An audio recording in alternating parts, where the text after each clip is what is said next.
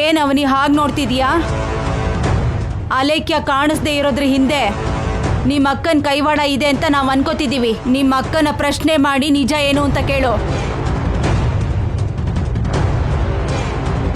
ಅವನಿ ಹೊರಗಡೆ ಟೆನ್ಷನ್ ಮಾಡ್ಕೋತಿರೋಳ ಹಾಗೆ ಕಾಣಿಸ್ತಿದ್ದಾಳೆ, ಆದ್ರೆ ಒಳಗೊಳಗೆ ತುಂಬಾ ಖುಷಿ ಪಡ್ತಿರೋ ಹಾಗೆ ಅನಿಸ್ತಿದೆ. ಕೊನೆ ನಿಮಿಷದಲ್ಲಿ ಅವಳಿಗೆ ಲಕ್ ಫೇವರ್ ಆಗುತ್ತೆ ಅಂತ ಗೊತ್ತಲ್ವಾ, ಅದಕ್ಕೆ ಆನಂದ ಪಡ್ತಿದ್ದಾಳೆ.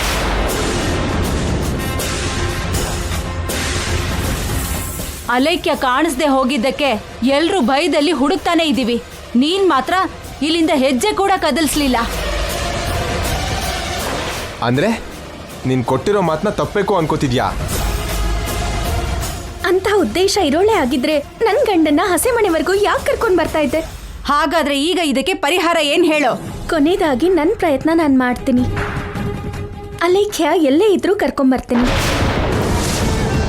ಅಗತ್ಯ ಇಲ್ಲ.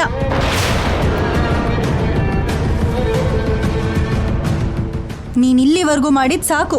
ಮಾತು ಉಳಿಸ್ಕೊಳಕ್ಕಾಗ್ಲಿಲ್ಲ ಅನ್ನೋ ಆರೋಪ ನನಗೆ ಯಾಕಕ್ಕ? ಅಷ್ಟಕ್ಕೂ ಹಾಗ್ಯಾಕೆ ಅನ್ಕೋತಿದ್ಯಾ? ನಿಮ್ ಬಂಧ ಬೇರೆ ಆಗ್ಬಾರ್ದು ಅಂತ ದೇವ್ರು ಕೊಟ್ಟಿರೋ ಅವಕಾಶ ಅನ್ಕೋಬಹುದಲ್ವಾ? ಅಮ್ಮ, ಮುಹೂರ್ತಕ್ಕೆ ಇನ್ನೊಂದು 5 ನಿಮಿಷ ಮಾತ್ರ ಇರೋದು. ನಾನು ಹೋಗಿ ಕರ್ಕೊಂಡು ಬರ್ತೀನಿ.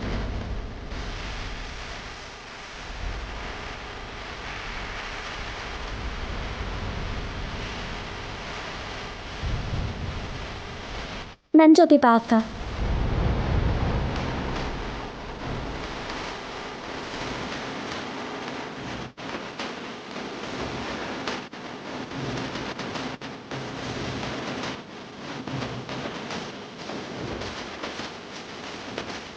ಅವಳು ಕಾಣಿಸ್ದೆ ಹೋಗಿರೋದು ನಿನ್ನ ಅದೃಷ್ಟ ಅನ್ಕೊಳೆ.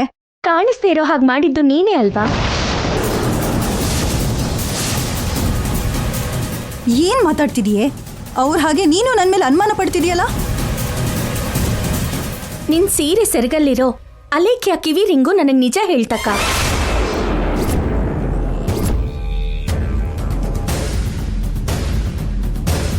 ಮದ್ವೆ ನಿಂತು ಹೋಗ್ಬೇಕು ಅಂತ ನನಗೂ ಇದೆ, ಆದ್ರೆ ಹೀಗಲ್ಲ. ನಾವು ಮಾಡೋ ಕುತಂತ್ರದಿಂದಲ್ಲ, ದೇವರ ದಯೆಯಿಂದ ನಿಲ್ಬೇಕು, ಅಥವಾ ಅಲೇಖ್ಯನಲ್ಲಿ ಬರೋ ಬದಲಾವಣೆಯಿಂದ ನಿಲ್ಬೇಕು. ಅವಳಲ್ಲಿ ಬದಲಾವಣೆ ಯಾಕೆ ಬರುತ್ತೆ? ನನ್ನ ಮಾತಿಗೆ ಬೆಲೆ ಕೊಡದೆ ನೀನ್ ಹೋಗ್ಬೇಡ. ನನ್ನ ತಡೆದ್ರೆ ನನ್ನ ಮೇಲೆ ಆಣೆ.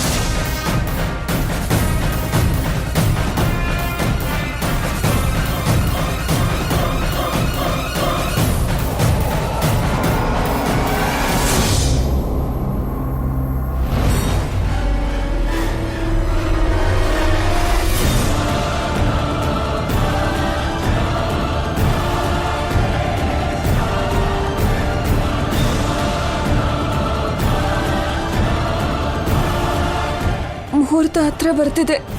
ನಾನಿನ್ನು ಸ್ವಲ್ಪ ಹೊತ್ತು ಇಲ್ಲೇ ಇದ್ದೆ ಅಂದರೆ ಮುಹೂರ್ತ ದಾಟೋಗುತ್ತೆ. ಇವತ್ತು ಶ್ರೀಕರ್ ಜೊತೆ ನನ್ನ ಮದುವೆ ನಡೆಯೋದಿಲ್ವಾ?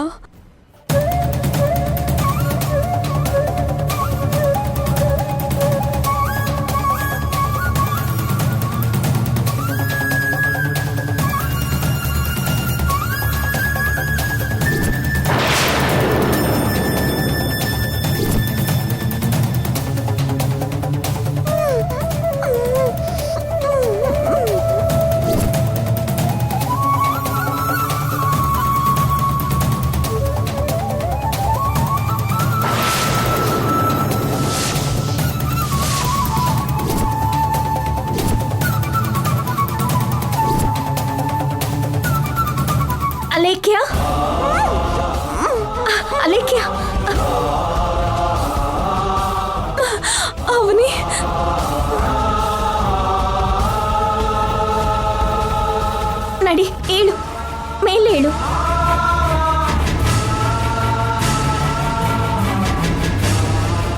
ಇದ್ದೇಳು.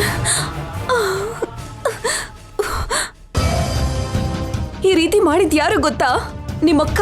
ಈಗಷ್ಟೇ ಗೊತ್ತಾಯ್ತು, ಅದಕ್ಕೆ ನಿನ್ನ ಹುಡ್ಕೊಂಡು ಬಂದೆ. ನನಗೆ ತುಂಬಾ ಕಷ್ಟ ಕೊಟ್ಲು. ನನ್ನ ಮೇಲಿರೋ ಪ್ರೀತಿಗೆ ಹಾಗೆ ಮಾಡಿದಾಳೆ. ನಿಮ್ಮ ಅಕ್ಕನ ವಿಷಯನ ಈಗಲೇ ನೋಡ್ಕೋತೀನಿ. ನಮ್ಮ ಅಮ್ಮಂಗೆ ಎಲ್ಲ ವಿಷಯನೂ ಹೇಳ್ತೀನಿ. ಮುಹೂರ್ತಕ್ಕೆ ತುಂಬಾ ಸಮಯ ಇಲ್ಲ. ನಿಂಗೆ ಜಗಳ ಬೇಕಾ ಮದುವೆ ಬೇಕಾ? ಮದ್ವೆನೇ ಬೇಕು. ಹಾಗಾದ್ರೆ ಮೊದಲು ಕಾಮಾಗಿ ಮದುವೆ ನಡೀಲಿ, ಆಮೇಲೆ ನೀನು ನಮ್ಮ ಅಕ್ಕನ ವಿಷಯನ ಎಲ್ರಿಗೂ ಹೇಳು. ಕೊಟ್ಟಿರೋ ಮಾತನ್ನ ಉಳಿಸ್ಕೊಳ್ಳೋದಕ್ಕೋಸ್ಕರ ಬಂದಿದ್ದೀನಿ.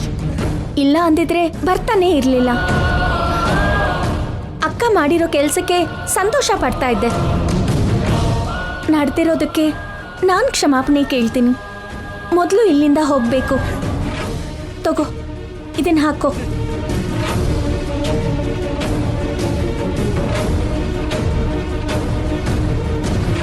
ನಡಿ.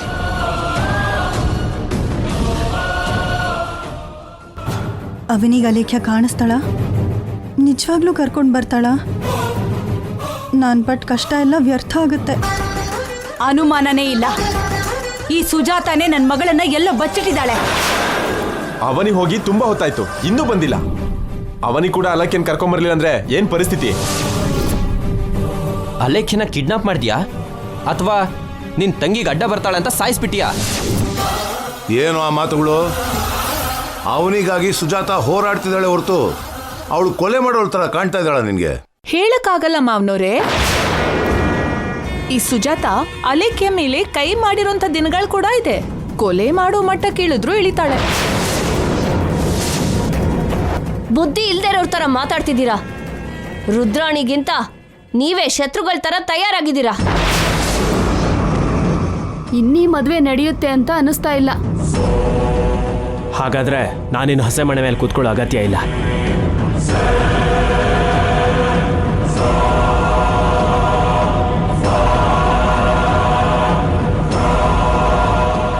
ಇರು ಬಾವ.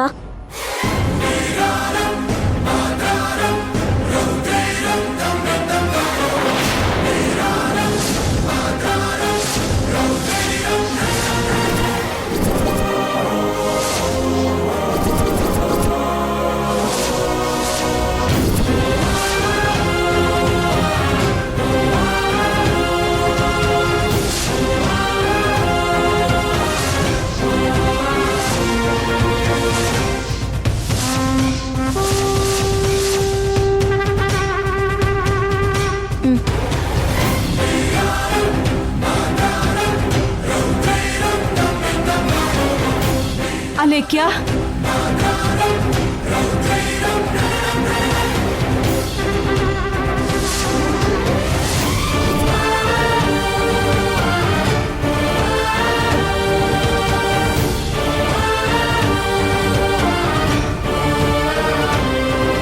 ಎಲ್ಲಿಗೆ ಹೋಗಿದ್ಯಮ್ಮ? ನಿನಗೋಸ್ಕರ ಎಲ್ರು ಎಷ್ಟು ಭಯ ಪಟ್ವಿ ಗೊತ್ತಾ? ಅಲೈಕ್ಯ, ಈ ಸುಜಾತನೇ ಅಲ್ವಾ ನಿನ್ನ ಕಿಡ್ನಾಪ್ ಮಾಡಿದ್ದು? ಆ ವಿಷಯ ಎಲ್ಲ ಆಮೇಲೆ ಮಾತಾಡೋಣ. ಮುಹೂರ್ತ ದಾಟೋಗ್ತಾ ಇದೆ.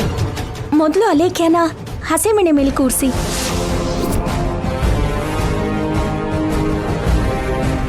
ಬಾ ಅಲೇಖ್ಯ. ಈ ತಲೆ ಕೆಟ್ಟವಳೆ, ದೇವ್ರೆಷ್ಟು ಒಳ್ಳೆ ಅವಕಾಶ ಕೊಟ್ರು ನಿನ್ ಕೈಯಾರೆ ನೀನೇ ನಿನ್ ಜೀವನ ನಾಶ ಮಾಡ್ಕೋತಿದ್ಯಲ್ಲೇ. ಇಷ್ಟೊಂದು ಒಳ್ಳೆತನ ಒಳ್ಳೇದಲ್ಲ ಅವನಿ. ಇದನ್ ಒಳ್ಳೆತನ ಅನ್ನಲ್ಲ ಗೀತಾ, ಅಸಹಾಯಕತೆ ಅಂತಾರೆ. ಅವನಿ ಒಳ್ಳೆ ವಿಷಯಗಳಲ್ಲಿ ಕೊಟ್ಟ ಮಾತುಗೋಸ್ಕರ ನಿಂತ್ರೋ ಪರವಾಗಿಲ್ಲ. ಆದ್ರೆ ಏನಮ್ಮ ಇದು? ದಯವಿಟ್ಟು ಯಾರು ಏನು ಮಾತಾಡಬೇಡಿ.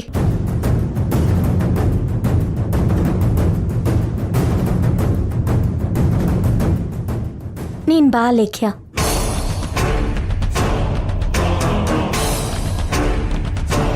ಕೂತ್ಕೋ ಕೂತ್ಕೋ.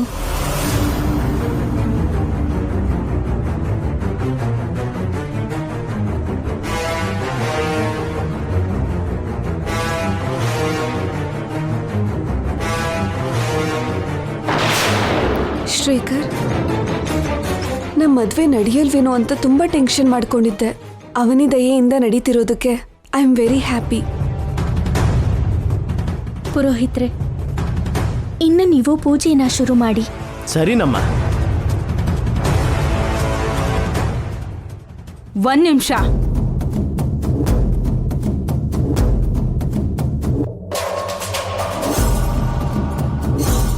ನೀನ್ ಕತ್ತಲ್ಲಿರೋ ತಾಳಿನ ತೆಗಿತೀನಿ ಅಂತ ಮಾತು ಕೊಟ್ಟಿದ್ಯಾ ಅಲ್ವಾ?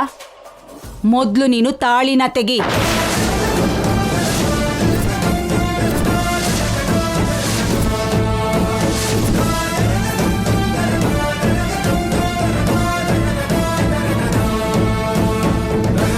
ತೆಗಿಬೇಡ ಅವನಿ.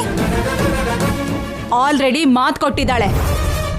ತೆಗಿಯಲ್ಲ ಅಂದ್ರೆ ಆಗಲ್ಲ. ನಾನು ಮಾತು ತಪ್ಪಲ್ಲ, ತೆಗಿತೀನಿ.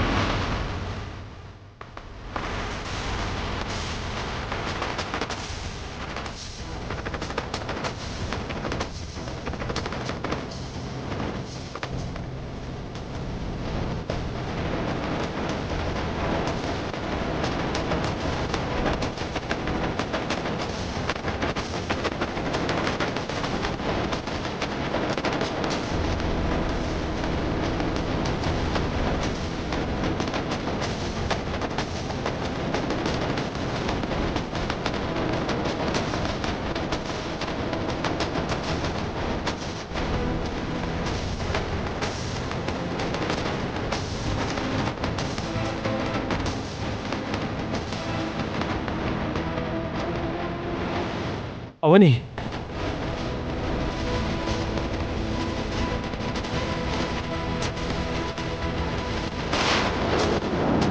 ಚಿಕ್ಕ ಸೊಸೆಗೆ ಕೊನೆಗೆ ಇಂಥ ಗತಿಯನ್ನು ತರ್ತೀರಾ? ಈಗ್ಲೂ ಕೂಡ ನಿಮಗೆ ಇದನ್ನ ತಡೆಯಕ್ ಆಗ್ತಿಲ್ವಲ್ಲ? ಅಷ್ಟಕ್ಕೂ ಎಂತ ಮನುಷ್ಯರು ನೀವು? ನಮ್ಮನ್ ಕ್ಷಮ್ಸಮ್ಮ.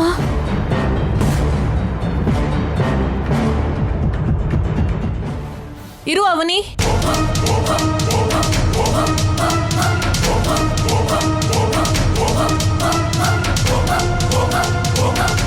ನೀನ್ ತೆಗೆದ್ರೆ ಆಗಲ್ಲ.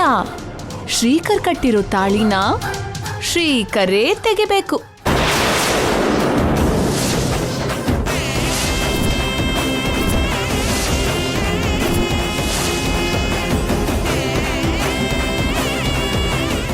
ಅವಾಗ ಕರೆಕ್ಟ್ ಆಗಿರುತ್ತೆ.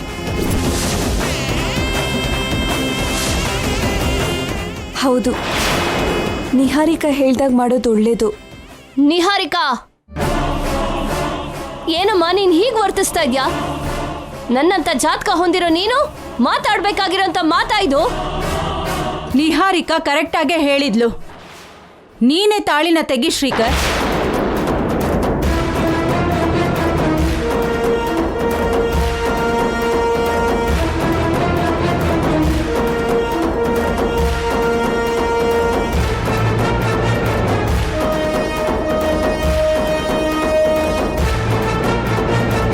ಇಂಥ ಮದ್ವೆನ ಯಾವ ಕುಟುಂಬದಲ್ಲೂ ಯಾವ ಊರಲ್ಲೂ ನೋಡ್ಲೇ ಇಲ್ಲ.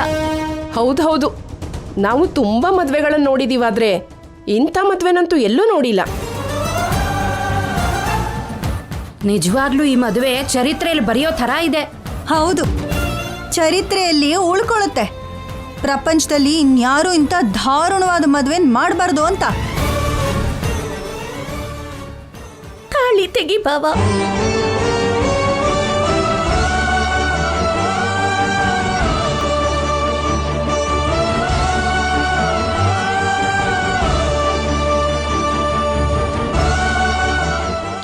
ದಿನ ಬರುತ್ತೆ ಅಂತ ಯಾವತ್ತೂ ಅನ್ಕೊಂಡಿರ್ಲಿಲ್ಲ.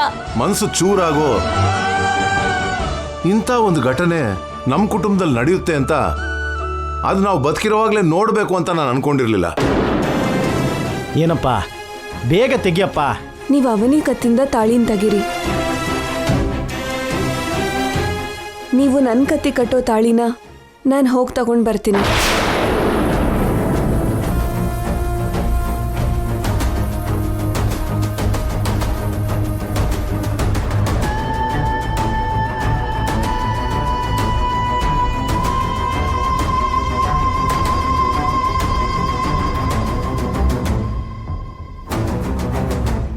ತಾಳಿ ತೆಗಿ ಬಾವ. ಕೊನೆ ನಿಮಿಷದಲ್ಲಾದ್ರೂ ಏನೋ ನಡೆದು ನಾವು ಬೇರೆ ಆಗ್ದೇನೆ ಇರ್ತೀವಿ ಅಂತ ಹೇಳ್ದೆ ಅಲ್ವಾ, ಅದಿದೇನಾ?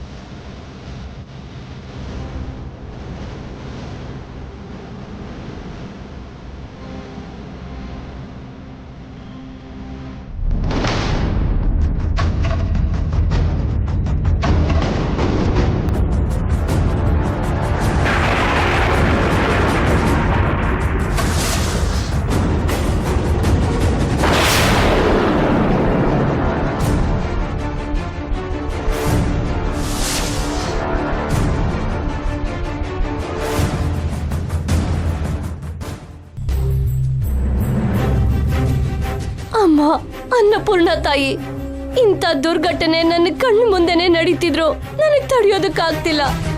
ಯಾವುದೋ ಒಂದ್ ರೀತಿಲಿ ಅವನಿ ಮಾಂಗಲ್ಯನ ಕಾಪಾಡು ತಾಯಿ.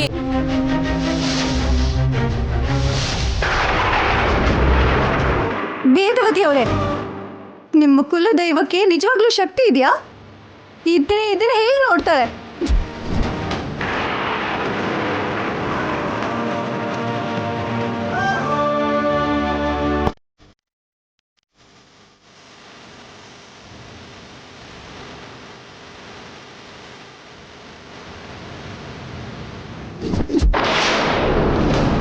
ಇಲ್ಲ ಅಂದ್ರೆ ನಿಮ್ಮ ಅಮ್ಮನವರು ಕುರುಡಿನ?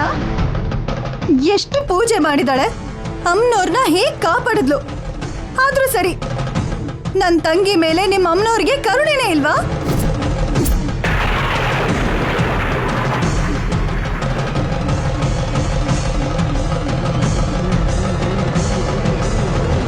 ಅಮ್ಮನವರು ಕೆಟ್ಟದನ್ನ ಗಮನಿಸ್ತಿರ್ತಾರಮ್ಮ.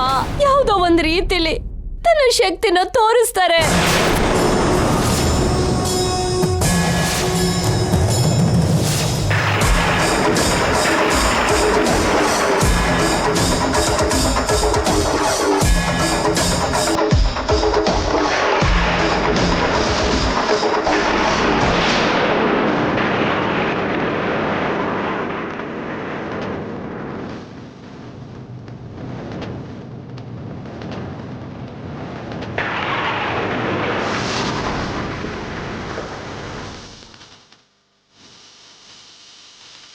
ಅಮ್ಮನವರು ಎಷ್ಟು ಮಟ್ಟಿಗೆ ಸಹಿಸ್ಕೋಬೇಕೋ ಅಷ್ಟು ಮಟ್ಟಿಗೆ ಸಹಿಸ್ಕೋತಾರೆ.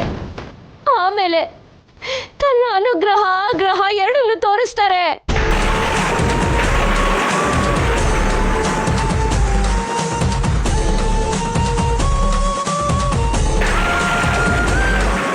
ಏನಿದು ಹೀಗೆ ನಡೀತಿದೆ?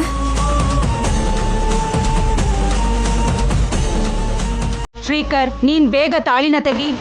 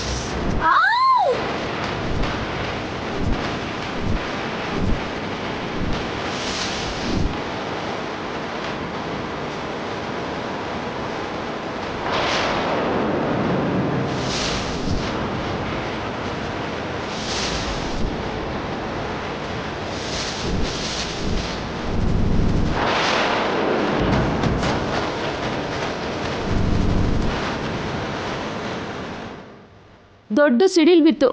ಎಲ್ ಬಿತ್ತೋ ಏನೋ. ಅವನಿ ನನ್ನ ಹಾಗೆ ಅಮ್ಮನವ್ರಿಗೆ ಪರಮ ಭಕ್ತೆ. ಅದಕ್ಕೆ ಪ್ರಕೃತಿ ರುದ್ರ ತಾಂಡವ ಮಾಡ್ತಾ ಇದೆ.